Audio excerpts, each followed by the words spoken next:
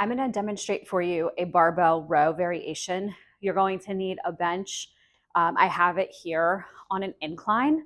This is my highest incline before the bench is straight up. So this is pretty good as far as the angle you're going to want.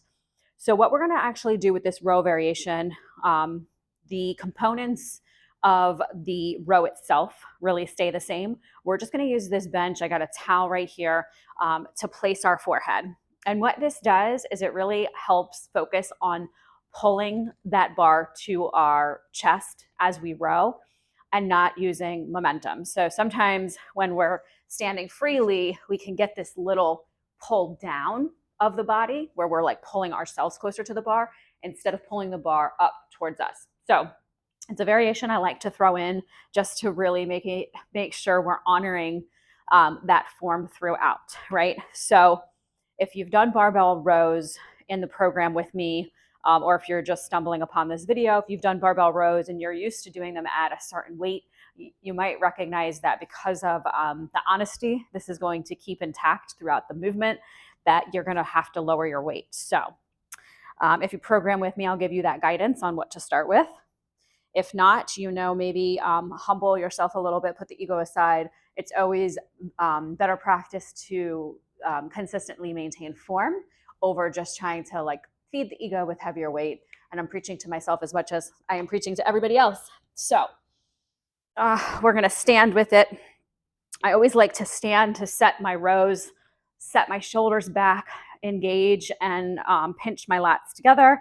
And then I'm going to bend forward, slight bend in the knees, narrow stance, placing my head on the bench. And then we're going to row. Think about pulling that bar to you, really engaging the back to pull up. Okay. So I'm going to go over a couple more things, but not while I row because I'll get out of breath. When we're rowing, I'm going to get over here, profile view.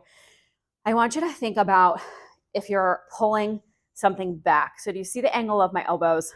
We're not flaring out to the side. And when I row, I come probably row in between my belly button and right below my sports bra line, right? So you're not rowing up into your chest. So usually what I see is that we're rowing just really high where you should be pulling back. So remember like the lawnmower? Like I'm showing some age here. Row like you're pulling and your elbows are going towards the back of you. That's really it. Everything else form-wise, I kind of rattled off as we were in position, narrow stance, slight bend in the knees, place the forehead on the bench and bring the bar to you. So that is your barbell head supported row. Also, you can do this with dumbbells. I might as well just grab a pair. It's going to look the same, but I'll demo it for you in case you do program with me and you have limited equipment. You don't have the barbell. We can grab